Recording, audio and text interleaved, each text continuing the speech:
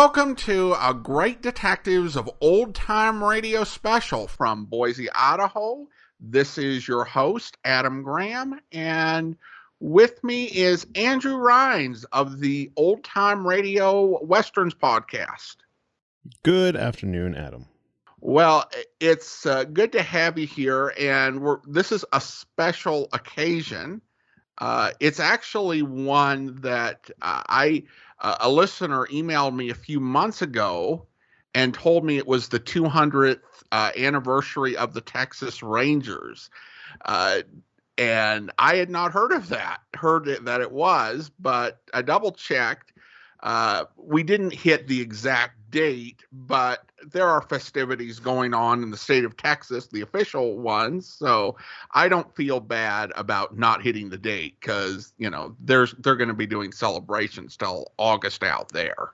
Yeah, it's definitely going to be a year to remember. It's being 200 years for sure. So I found something. This program is probably something more typical, and we'll talk about it afterwards, of a feature that Andrew has on his podcast. But this is actually an episode of Inheritance. It's called The Texas Rangers. The original air date is June the 13th, 1954. And let's go ahead and take a listen.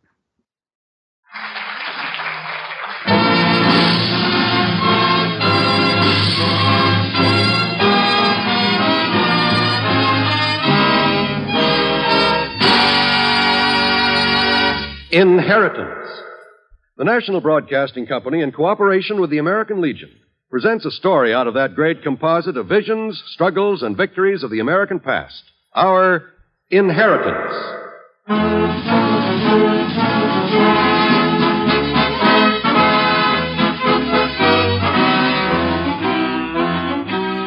Yes, we Americans are heirs to a vast a fortune compounded of many things. Of the great sea victories of old Ironsides, a tattered army shivering through the winter at Valley Forge, the voice of a great bell proclaiming liberty, and a brave man fighting hopeless odds at the Alamo.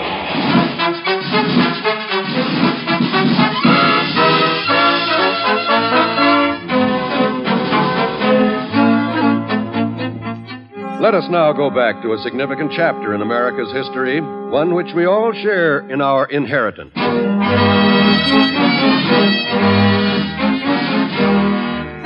This is a tribute to the Texas Rangers, whose role in American history began when Texas was still a part of Mexico. Through the years and after Texas became one of the United States, the Rangers won enduring fame for their skill in handling Indian disturbances, in capturing outlaws, and in bringing cattle rustlers to justice. Tonight we tell of the Special Force of Texas Rangers. The story is typical of the exceptional bravery and cool courage which these Rangers have given us as a part of our inheritance. In 1874, in his office at Austin, Texas, Governor Davis is interrupted by his private secretary. Excuse me, Governor. There's a Mr. L.H. McNally to see you. Something about the Special Force of Rangers. Oh, yes, Hutchins. I'm hoping he'll head it. Head the force, sir? But who ever heard of this McNally? I have, Mr. Hutchins. And during the late war, so did several thousand Union soldiers, to their regret. This McNally was on the Confederate side? He was. And a braver man or a finer soldier you'll never find. But, Governor, the Texas Rangers are different from regular soldiers. You're right, Hutchins. And this McNally is no ordinary soldier. He's an expert in guerrilla warfare, a brave and a resourceful man. Now, please show him in. Yes, sir. The governor will see you, Mr. McNally. Thank you. Good morning, Mr. McNally. Please sit down. Thank you, Governor. Now, I'll come right to the point, Mr. McNally. As you undoubtedly have heard, along the Rio Grande, there's a lot of cattle rustling going on. The outlaws cross the river, steal a herd of cattle, and escape across the Rio Grande into Mexico. This must be stopped. Sir, can't the U.S. troops do the job? Unfortunately, no. Negotiations are underway between the American and Mexican governments to permit U.S. soldiers to follow rustlers into Mexico. But in the meantime, our ranchers are losing thousands of head of cattle each year. The state of Texas must take action. Now, I propose to create a special force of Texas Rangers. A special force? Why not use the Frontier Battalion of the Rangers? The Frontier Battalion has too much to do now. They have a full-time job maintaining law and order throughout the state. Now, the main job, and at the start, the sole job of this special force, will be to stop those cattle rustlers from across the Rio Grande. I see. Mr. McNally, I want you to head that special force. But I'm a Democrat, Governor, while you're a Republican. I'm not looking for a politician, but a soldier and a brave man. My experience on the other side of the lines from you convinces me that you are the man for the job. Thank you, sir. Will you take the assignment? But, Governor, I've just been married. Well, your wife can accompany you. I know, and you can pick your own men. Well, very well, sir. I accept. Thank you, Captain McNally. I'm sure your special force will be a credit to the Texas Rangers.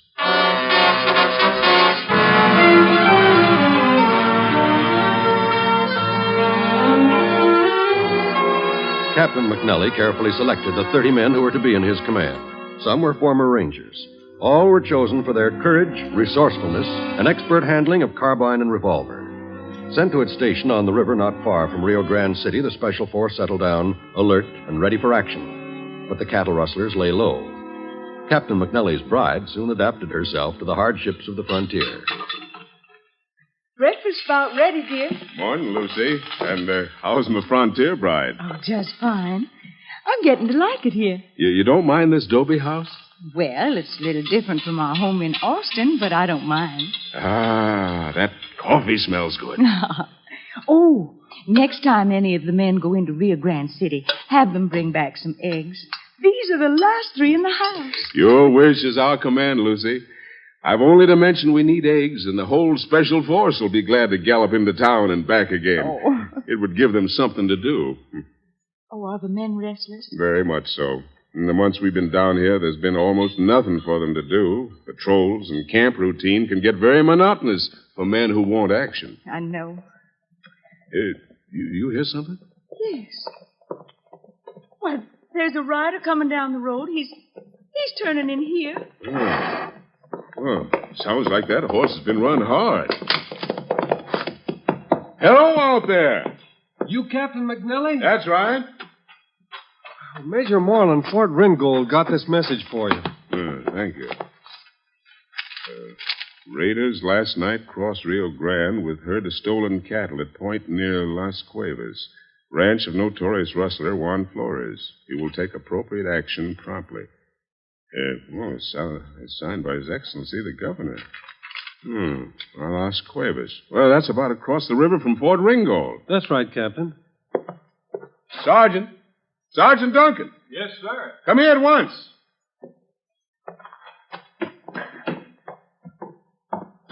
Yes, Captain? How many men in camp, Sergeant? 11, sir. The others are out on patrol. We'll need all the men for this job. Send Corporal Bland after the patrol. Have him bring them back as fast as possible. Yes, sir. You'll take charge and move with all possible speed through Rio Grande City and on to Fort Ringgold.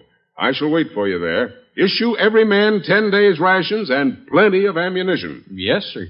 Kind of sounds like there's some excitement to do. There is, Sergeant. Very definitely there is. Have Ginger saddled right away. Yes, sir. Dear, you will be careful. Oh, of course, my dear. Now, don't worry. We'll get these cattle back, and no rustler's going to stop us. Please take care. Don't worry, Lucy. Come on, man. Let's get over to the stable. I'll ride back to Rio Grande City. Yes, sir.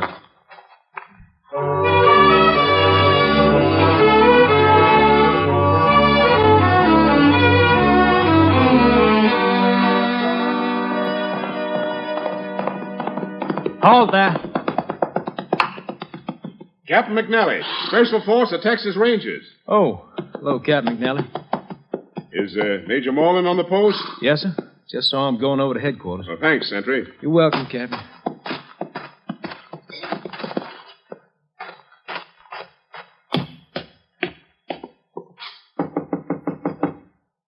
Come in. Major Moreland? Come in, Captain McNally. It's good to see you. Have a chair. Thank you, Major. What can I do for you, Captain? I'd like your support, sir. Support? For what? For that telegram you relayed to me. The governor has ordered me to take appropriate action against cattle thieves who drove a herd of longhorns across the Rio Grande last night. The squadron officers and I have been discussing that problem. You've been debating whether to uphold law and order? We have been discussing the wisdom of crossing the Rio Grande. Well, Major, if you want someone to take the lead, I'll be glad to do so, as soon as my rangers get here. Mm-hmm. And how many men do you have, Captain? 30. 30 men. Why, that's a mere handful. These are Texas Rangers, sir. They can give an excellent account of themselves. I don't doubt it, but 30 men. True, not the best odds, Major. You're right, they're not. Well, will you join me for dinner, or do you wish to wait for your men? Well, they can't reach here before nightfall. I'll be glad to have dinner with you, Major. Good, Captain. I think you'll find our mess quite excellent.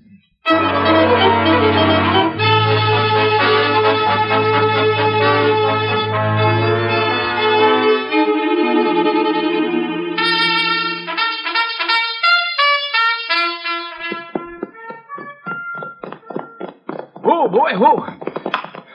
Sergeant Duncan is the named sentry, in charge of Special Force Texas Rangers. Dismount, be recognized. All right, Sergeant.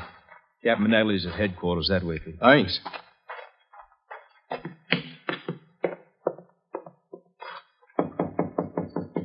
Come in.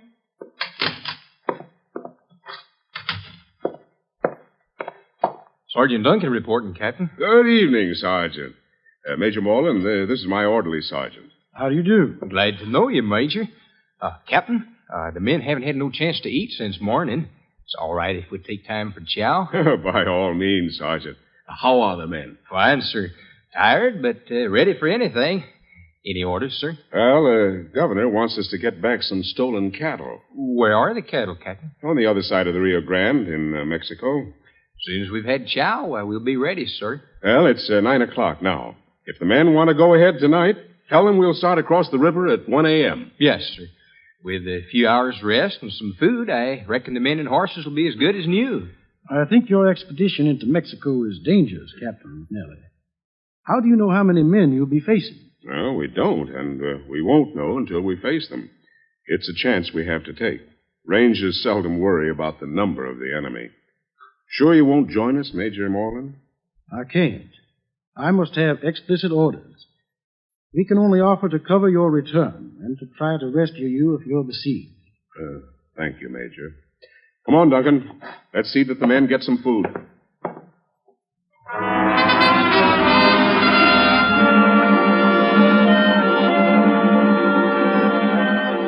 It's 1 o'clock, Captain. Shall we move out? Yes, Sergeant. Tell the men to move quietly. There's no moon tonight, but the rustlers may have posted guards. All right, men. Mount up. Keep quiet.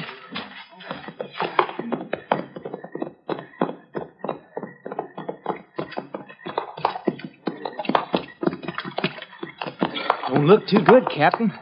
The river's awful boggy around here. I think we can make it, Sergeant. Now just take it easy and quiet as possible. Yes, sir.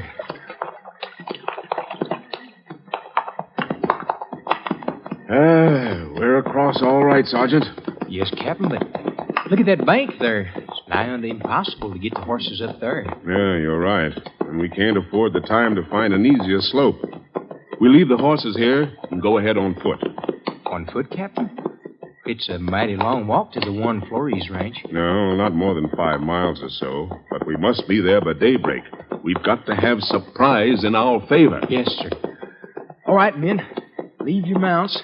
We go the rest of the way on foot. Corporal Bland? Yes, Sergeant. Take charge of the horses. Have them ready for our return. Okay, Sergeant. If there's any excitement, I don't want to be left out. You're going to stay with the horses, Bland. Okay for now. But you'd better send a man to relieve me if things get exciting. All right, see what can be done.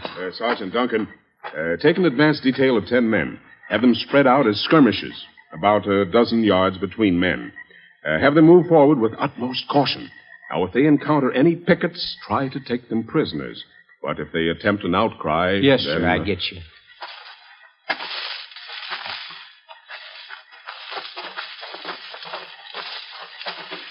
We passed the Cuchara Ranch, Captain. Las Cuevas is just ahead. Good. It's starting to get light. Get the men together. Use hand signals. We've got to keep quiet. Yes, sir.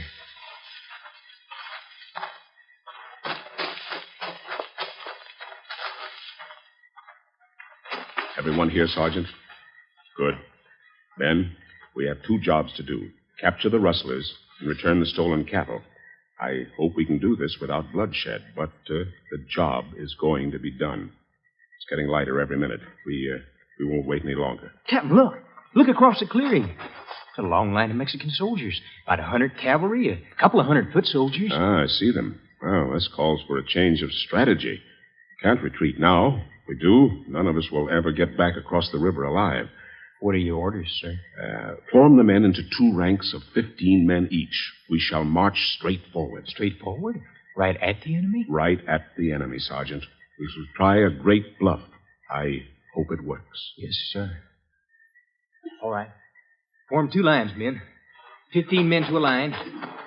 Ready? Forward. March.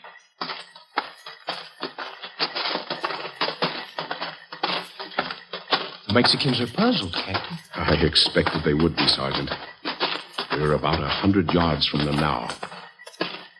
To the rear! March!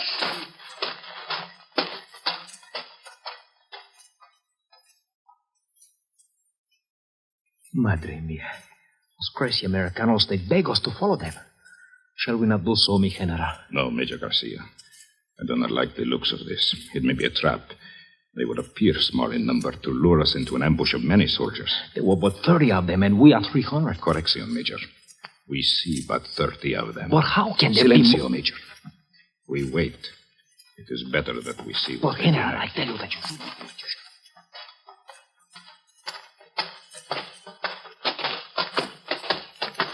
Company, halt! Take cover, men. Hold your fire, unless you're fired upon.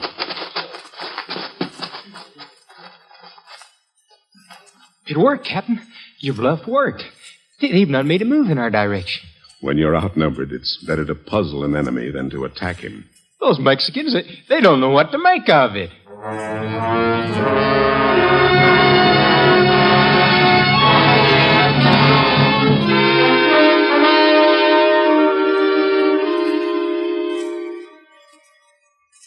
What do we do now, Captain? We sit tight. We can't retreat. If they find out how few we are, we're done for. We must send for reinforcements. Reinforcements? I shall ask Major Morland for a detachment of cavalry. He said he could send aid if we were besieged. Detail a man to take a message back to Fort Ringgold. Find someone who won't get caught. Yes, sir. Well, how's about Private Meeks? Why, he could wiggle through a mess of barbed wire and never get himself scratched. Very good, Sergeant. And aid is imperative, for the Rangers are outnumbered 10 to 1. Signed, McNally commanding. Captain, here's Private Meeks. I told him about the detail. Good. Meeks, give this note to the commanding officer of the fort. Yes, sir. Think you can make it back all right, Meeks? Captain, sir, there's nothing alive can stop me. Good luck, Meeks. So, they've started shooting. Sergeant Duncan, warn the men to fire only when they have a good target in their sights. We can't afford to waste ammunition. Yes, sir.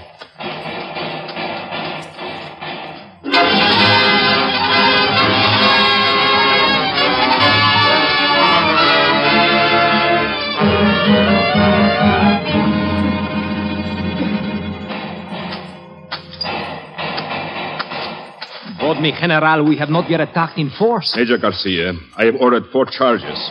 Each one has been repulsed. Those Americanos shoot with too great accuracy. If we but ordered all the men in one big charge... And have no soldiers left in support. Major, you talk, but you do not make sense. Si, mi general. What are our losses? 20 men dead, 34 wounded. And the Americanos? I do not know. I have seen none for... Perhaps we should consider a flag of truce. Perhaps we can persuade the Americanos to go back across the Rio Grande.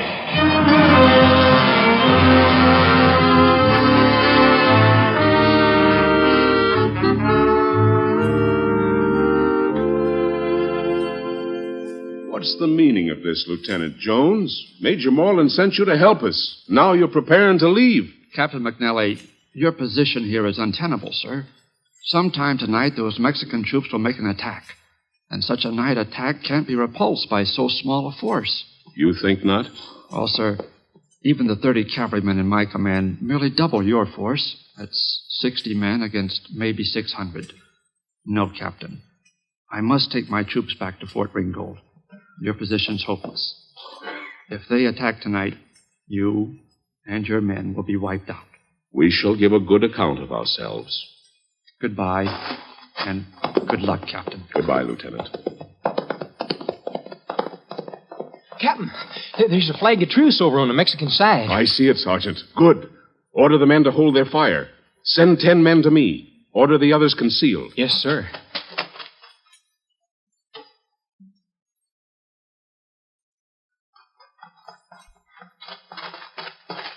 Ten men reporting, Captain. Very well, Syker. Men, line up behind me. Have your guns ready. I think this flag of truce is genuine, but we take no chances. Americanos! It's a flag of truce. We recognize it. What do you want? Senor, permit me to introduce myself. I am Major Garcia. I'm Captain McNally. My general has ordered that you and your men shall leave Mexican territory. We came to get a herd of stolen cattle and the men who stole them. Tell your general that we're not leaving until you've delivered the rustlers and the cattle. Capitan, I assure you that will be done through regular channels. Through regular channels? Oh, that means never. I assure you, Major Garcia, that we shall take both the cattle and the thieves back with us.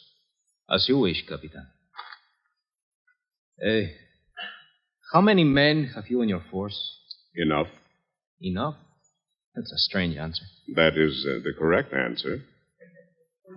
Senor Capitan, may we have a truce for the night? Why should we grant a truce? Just for the night. Our men, they need a rest. On one condition, Major. See, and that is? That you return 2 horses and a gun we lost during the fighting. Is agreeable. Very well. And in return, Capitan, may we remove the body of a lieutenant who was killed in a charge this morning? Yeah, you may. Gracias, Capitan. Muchísimas gracias. The truce remains in effect until you deliver the horses and gun tomorrow morning. Sí, señor. Muy bueno. Hasta mañana.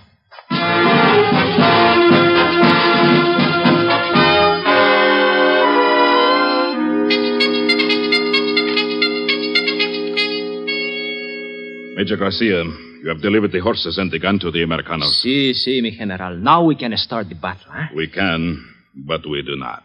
No. Why not, General? We are nearly 900 now. True, but how many are the Americanos? I saw but a handful last night, General. And how many were concealed nearby? You do not know. Neither do I. I do not care to risk the men needlessly. A soldier's life is of great value to himself and to his country. It must never be wasted.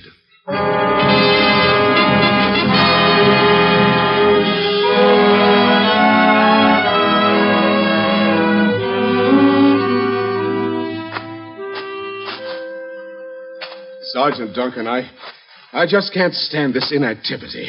It is kind of trying, sir. I intend to do something about it. Yes, sir. I'm sending word to the enemy that unless the stolen cattle and rustlers are delivered within 1 hour, I shall resume hostilities. That's biting off quite a lot, ain't it, Captain? No, not too much, Sergeant. It'll be dark within an hour, and our friends over there don't like to fight at night. If we have to fight our way out, it might as well be tonight when we have some advantage. Yes, sir. Have this message delivered under a flag of truce. Right away, sir.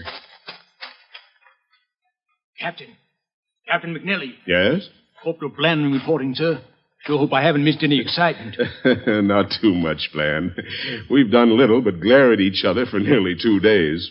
They've lost about 30 men. And the Rangers, sir? Not one's even been nicked so far. Oh, Captain, the message has been delivered. Well, look there, sir. These 2 Mexican soldiers are coming back with our men. So they are. Well, this meeting will tell the tale. Either they deliver or we fight. Senor Capitan? Yes, Major Garcia? The General says that he will meet your demands. You shall have the cattle and the outlaws. Oh? When? Whenever you say, Capitan. At daybreak tomorrow.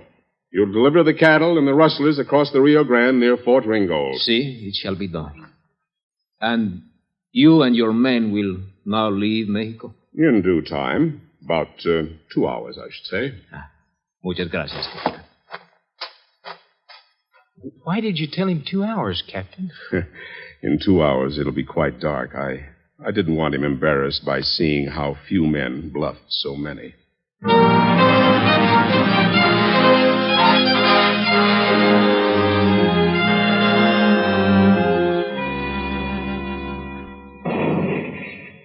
There's the sunrise gun at Fort Ringgold, Captain. Yeah, the cattle should be along soon. That is, if they're returned, Captain. Why, Sergeant, you sound as if they might not be. I'm not saying one way or t'other. I just don't trust certain folks. It appears Major Garcia will keep his word. Yes, sir. I guess I was wrong. Say, that's him crossing the river now, ain't it? I believe it is. Oye, Capitan McNally. Hey, here are the stolen cattle. Yeah, I see him. Where are the rustlers? I'm sorry, Capitan. We caught but one, and he... Yes? Well, he tried to escape. We had to shoot him. The others? We are chasing them. Soon we shall capture them. We shall then turn them over to you. Good. And are these all the cattle? Well, there aren't more than 70 or 80 here. Well, they're all we have found so far, but the search continues. They shall all be returned. That's good, Major Garcia. Thanks. Thanks for keeping your word so promptly. Nice, nada. Don't mention it, Captain. There is one little question before I go. Yes? Tell me, how many men did you have, Captain McNally? Well, as I said before, Major Garcia, I had enough. After all, they were Texas Rangers.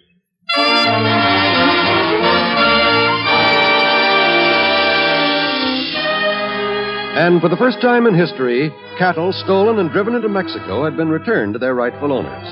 Captain McNally turned the trick with a mere handful of men against hundreds of soldiers. An example of courage, resourcefulness, and bravery, characteristic of the Texas Rangers that has come down through the years as part of our inheritance.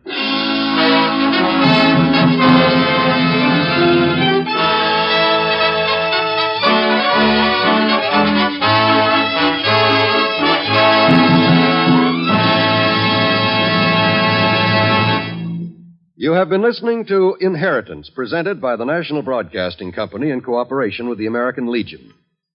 We are privileged this evening to hear from the past National Commander of the American Legion, Department of Ohio, Mr. Milo J. Warner. Tomorrow is June 14th. On this day, in 1777, the American flag was first authorized by Congress. Since a presidential proclamation in 1915, we have celebrated this day as National Flag Day. The American Legion believes that today, perhaps more than at any time in our history, it is important that the American people examine the blessings of our heritage and reaffirm the principles and ideals which form this heritage. Tomorrow, on Flag Day, June 14th, 1954, let us accord new honor to the symbol of our freedom, the flag of the United States of America. The American Legion has invited all liberty-loving Americans to join in a patriotic movement, pledging new glory for old glory.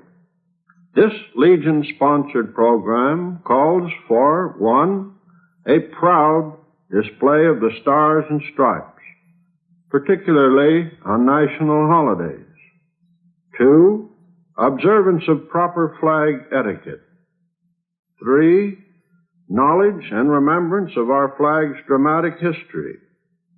And 4, a new recognition of the Star-Spangled Banner as a symbol of freedom in today's world. Let us as Americans never be so complacent, so sophisticated that the sight of our flag leaves us unmoved. We need not be ashamed if we feel a tug at the heartstrings when we see the broad stripes and bright stars of our land, for we know that it signifies liberty, equality, and a government of the people under God. Proudly we hail the flag which flies for 150 million Americans of every religious, national, and racial origin in the world.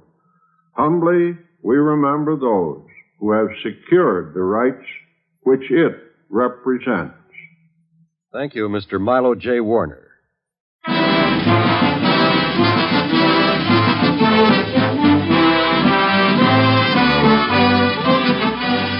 Next week, Inheritance will take you on another journey through the pages of history to a time when Americans dreaming of the future forged that which we possess today.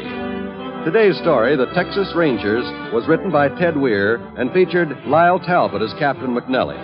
Included in the cast in order of their appearance were Charles Smith, Howard Culver, Vivi Janis, Clarence Strait, Robert Easton, Jack Carroll, Leroy Leonard, and Tony Barrett. The original music was composed and conducted by Robert Armbruster. Inheritance is produced and directed for the National Broadcasting Company and the American Legion by Albert McCleary. This is John Wall speaking.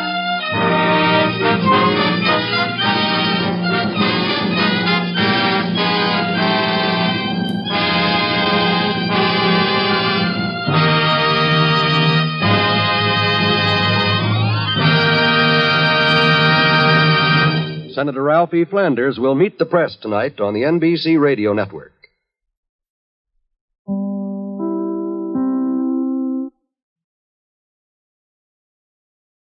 Welcome back. Well, that was an interesting story. To say the least. With, it's like, bluffing the entire, this much larger group of Mexican militia, and just holding them off for that long. That's incredible. It really shows that if you don't really know what the other side's doing, you have no idea what you're up against. I had to appreciate, the audacity of that major asking, and how many troops do you have? I mean, it doesn't hurt to ask, I guess. Yeah, they might tell. And then, of course, the answer of enough is a good one. And really, really the epitome of the Texas Rangers and their reputation. Yeah, that's for sure. They do have that reputation doing more with less, that's for sure. Yeah, I mean, when you look at, even the size of modern companies, they are much smaller force than you would think, given the territory that they cover. And certainly that was true in the golden age of radio. Lyle Talbot was an interesting choice to play McNally. He's probably best known as a B-movie villain. In fact, he was the first person ever to play Lex Luthor on screen in the Kirk Allen Superman serials, the second one in the 1950. Which really shows you could be a lead in a radio show, but then not the biggest name on the movie or TV screen, as it were. I do think this is also kind of late golden age, particularly for NBC. And with Inheritance, you got to hear some actors as lead actors who you wouldn't have heard earlier in the golden age of radio. Yeah, very true.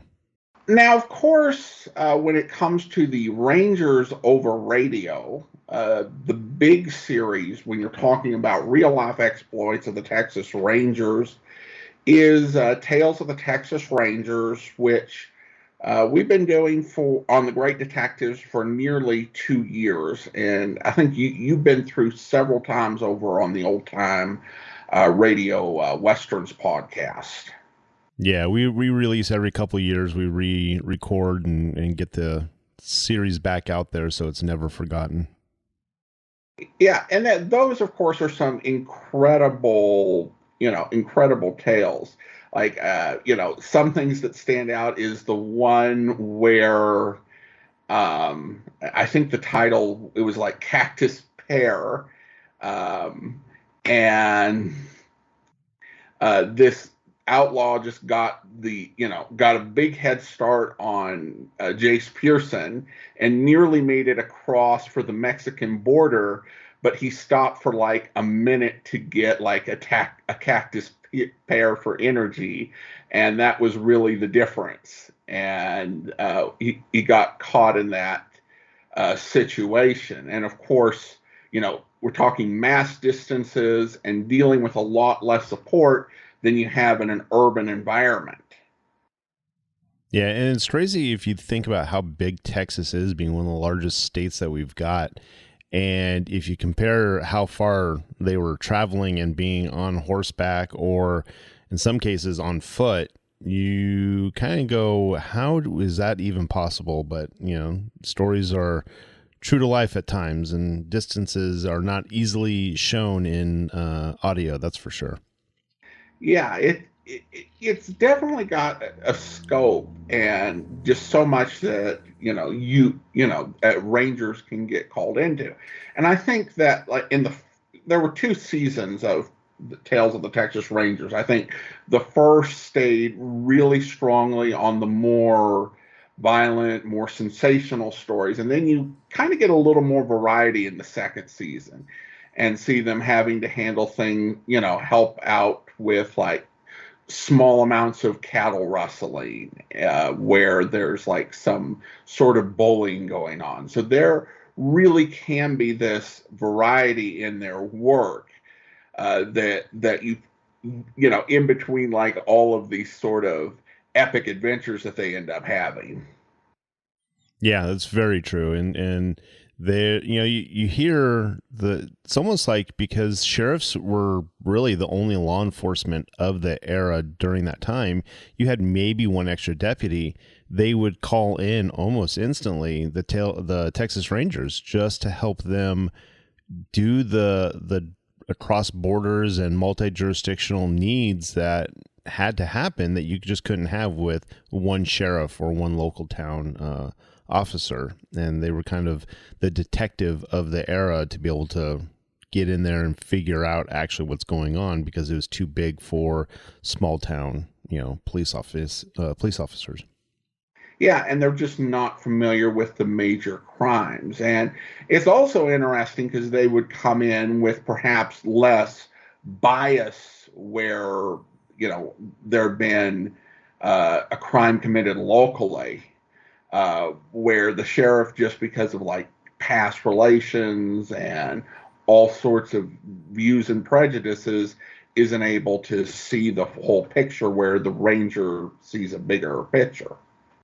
Yeah, and we've gotten some stories in Tales of the Texas Rangers where they weren't even coming in because the sheriff asked for help, but because, the constituents or the people who lived in that community was saying, hey, we don't think that this happened correctly, or this wasn't investigated 100%. Can you come help us?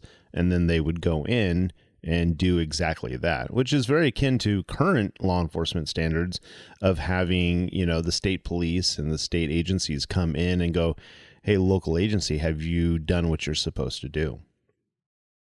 And one thing also with Tales of the Texas Rangers, they kind of, in a lot of their episodes where they've got time, they do take some time to explore some of the lore of the Texas Rangers. Yeah, and they not only during the episode, but at the end, they would give these stories that are probably more extravagant than they actually are, but that's kind of how the Texas Rangers have built themselves into the name that they are, is because they've been doing it for so long that, fear in criminals was pushed this to be, grandiose and very extravagant agency, as it were. And didn't you have one of the clips, because there's that whole one riot, one ranger thing, which is like this thing that, it's continued for decades down the line as this sort of legend of the Texas Rangers. Yeah, I mean, I remember being a kid and my dad telling me about the one riot, one ranger. And there is a clip I do have from Tales of the Texas Rangers. So let's get into that real quick. And we're going to play this clip and for everyone to hear. This is Joel McCrae. Many tales about the Texas Rangers have been repeated until they are legend, and here's one of my favorites. Many years ago, rioting broke out in a Texas town, and the mayor appealed for aid from the Rangers. He was at the railroad depot to meet the expected help when a stranger got off the train and approached him. "Are you the mayor?" the stranger asked. The mayor, looking anxiously for the Ranger force, said, "Yeah, but I have no time to talk to you now. I'm waiting for the Texas Rangers to stop this rioting." The stranger said, "I'm the Ranger.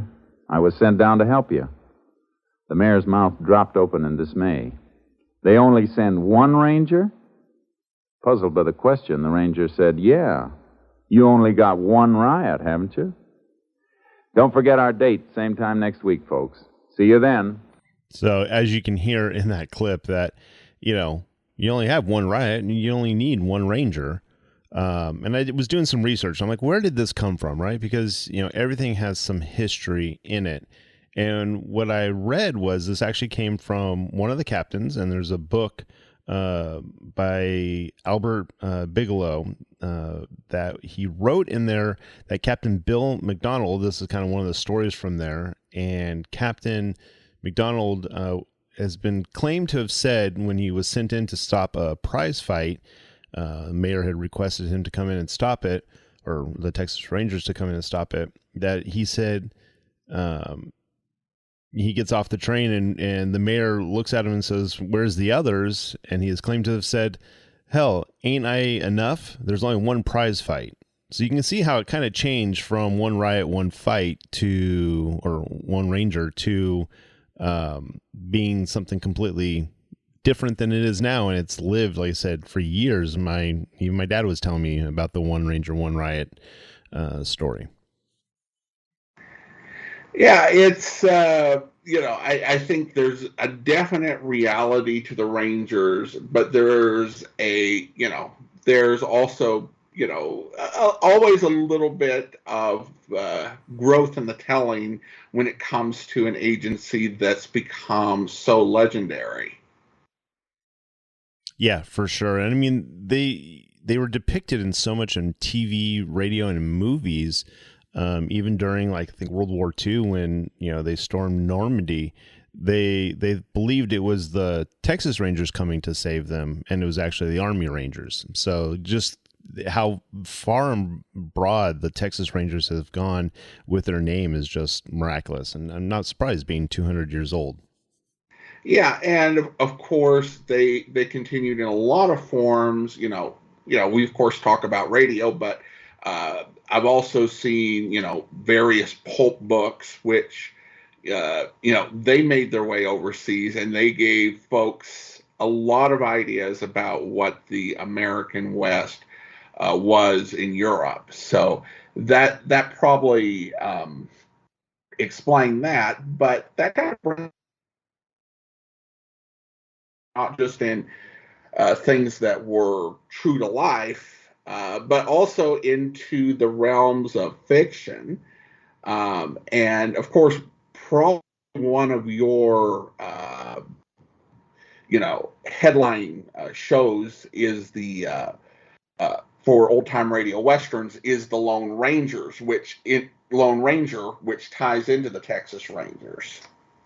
Yeah, for sure. I mean, the Lone Ranger is based on, the backstory of how the Lone Ranger became the Lone Ranger was he was a group of his Texas Ranger, compadres and friends, and one of them was his brother, got ambushed, and everybody got killed except for the Lone Ranger himself, which Tonto helped heal him, and he became the Lone Ranger because he didn't want them to know that he survived, possibly bringing backlash on his family, and again fought to all the injustices that could happen everywhere from Texas to Oklahoma to Kansas, all the way into California. The stories on the Lone Ranger went far and broad and helped stop the smuggling that happened in San Francisco. Just crazy how, the way the radio had picked multiple stories. But again, the Lone Ranger had been on for 20 years. I mean, there's multiple episodes, 3 days a week. So yeah, the Lone Ranger was probably one of the first ones out there. It started in the early 1920s, I believe, if not 1930s, and was just huge among not only children but adults and elderly people, as it were. Yeah, I think that it definitely, and of course the Lone Ranger continued on into live action, and then there was even like a cartoon series. I think, was it from the 70s or 80s, something like that. He remains just really culturally iconic. And I even remember there was like an episode of Greatest American Hero where they paid tribute to the Lone Ranger and actually had one of the actors who played them as a guest on that. So that continued on for many years. Another character that I've discovered like more recently is Chick Beaudry. He was created by Louis L'Amour, and funny enough, in terms of this episode, the backstory that Louis L'Amour gave him is that Chick Beaudry was recruited to become a Texas Ranger by McNally. He took the real McNally, made him a character in this story, who recruited Chick Beaudry. And the stories were interesting because L'Amour was someone who knew the West, researched the West, and put a lot of detail in. And most of the time with Chick Beaudry, he was riding to towns that were either without law, there was no sheriff, or it was a situation where the sheriff was a little bit dodgy, and he would have to go in. Half of them really feel like they're just, detective stories, but with him as the ranger having to figure all this stuff out with authority and skill, but in a really lawless area where he's constantly in danger. So that would, and that's, phenomenal series. It's all was all put on audio in the 1990s, but had been in book form for many, many years before that. And then, of course, we have the greatest and most legendary ranger of them all, Walker, Texas Ranger.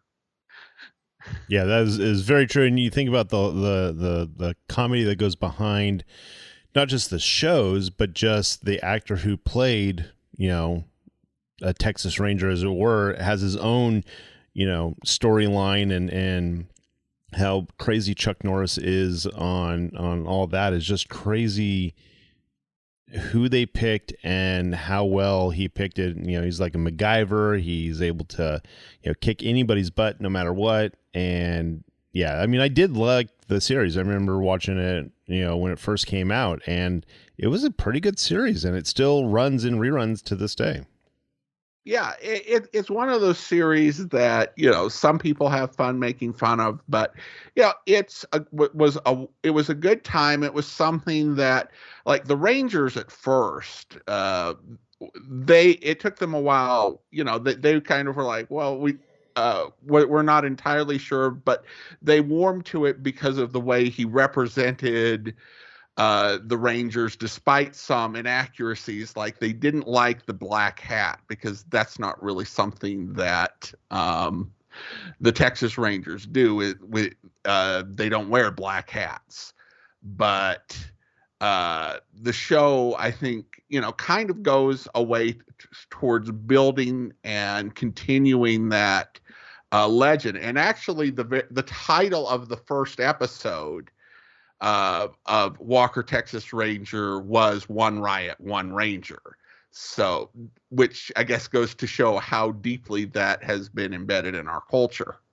Yeah, and I think part of the issue too with the whole black hat, white hat, I mean, it's even used in technological terms now. Black hat is the bad guys. They're the ones who are nefarious and trying to get into stuff. While you have the white hats, which are the good guys trying to fix things. Then you get some gray hats, which are kind of a little bit of both.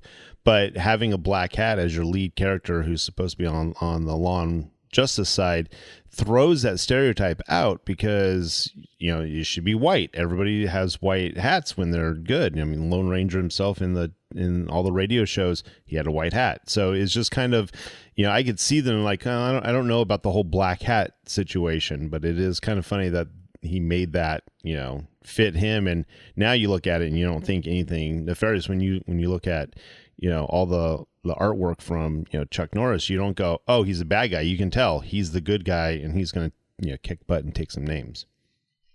Yeah, and it definitely, it's probably one of the things that he's best known for. And and with all the martial arts work he did in various films, it's probably the one that's most accessible, say, to younger viewers, because a lot of the films he did before that were like R-rated. So this one was much more of a family show that people could follow, and really it captured that sort of values of the Texas Rangers.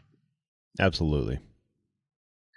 Now, I mentioned at the start of the podcast that this sort of episode of Inheritance, it's not something typical of great detectives, but you actually have like a feed on your site, which you do something, I believe it's called Western Stories. Would you like to tell us a little bit about that? Yeah, the Western Stories feed that I have is more of very akin to this, where the series that did a Western episode, Escape, for an example, or Studio One, didn't do their entire series on Westerns. They may have had one or two spin-off shows that had, or not even spin-offs, but just episodes that were about Westerns. So every show was slightly different. You had sci-fi built in there. You had a couple different things built in. And so I've taken all those individual shows that are kind of onesie, twosie shows and put them into one feed. So we actually have a good amount of shows that actually, maybe only ran one episode or two episodes, and not enough to do its own, podcasting feed, as it were, like the Lone Ranger Tales of the Texas Rangers. But I can actually put those out there for people to hear that they may not have gotten it. So this is one that was in my line to eventually get to.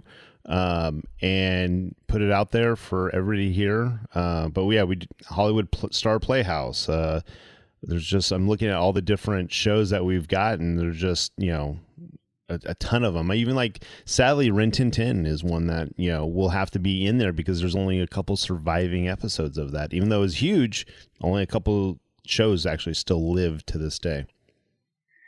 Yeah, and that is really fun. It's always interesting to run into those sort of one-offs where, and it's a little, can be, because you also have like some things like Lux in there, where it can be a little different when you're dealing with someone who like always does Westerns, and then someone who's kind of approaching it as a one-off thing. So it's a nice little contrast as well.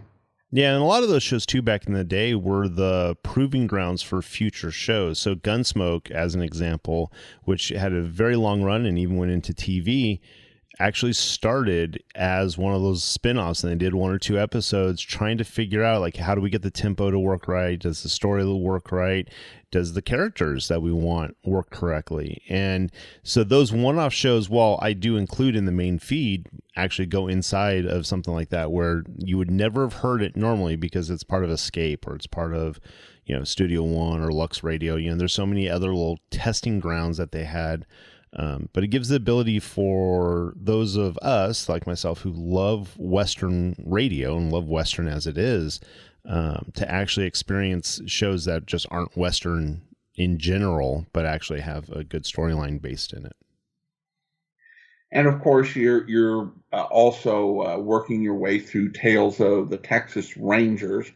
And I think currently you're into some 1951 episodes, if I'm not mistaken. Yeah, I think I'm right towards the tail end. I think we ended up lining up somehow on our episodes that were just behind. But yeah, about because they're 2-year runs, so I try to go every 2 years. I try to re-release it just so that way, it's been 2 years since you've heard the very first episode. So as it's fresh in your mind, it really happened 2 years ago that you've actually heard it again on the series or the show. So I'm always rebroadcasting a lot of those shows, trying to keep them out there and keeping them fresh because some shows last longer. Lone Ranger, as an example, 20 years, and I'm trying to pump out as many of those shows as I can. So my main feed on that is 1945. But I'm rebroadcasting the 1938 episodes. So there's just so many episodes that I'm just trying to keep them fresh for everybody because some of them you haven't heard in 10 years or so. So yeah, definitely check out otrwesterns.com, and we are pumping out over 100 shows a month trying to get Westerns alive. And we are, we're finishing up Tales of the Texas Rangers here on Great Detectives. So we've got a few more Saturdays left to finish up our run through the series, and it's been fun doing this and taking some time to celebrate legends of law enforcement and detection with the Texas Rangers.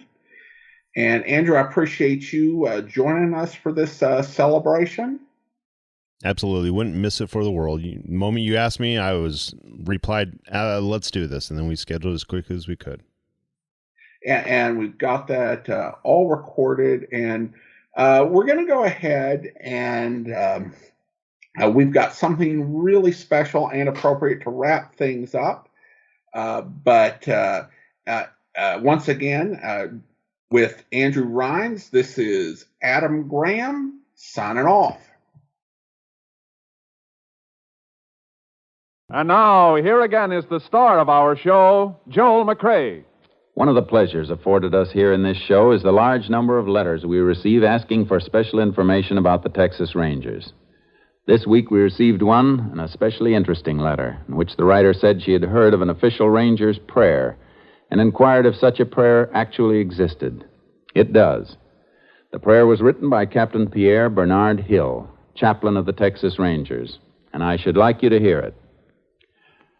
O God, whose end is justice, whose strength is all our stay, be near and bless my mission as I go forth today. Let wisdom guide my actions. Let courage fill my heart.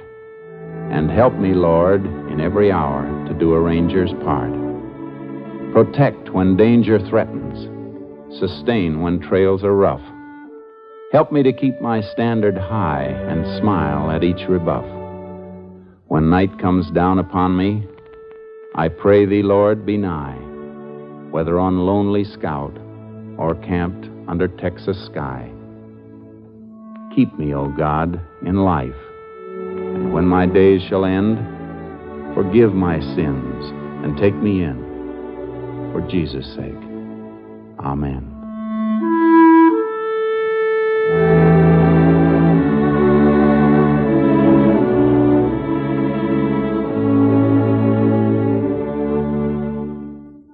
Good night, folks. Good night.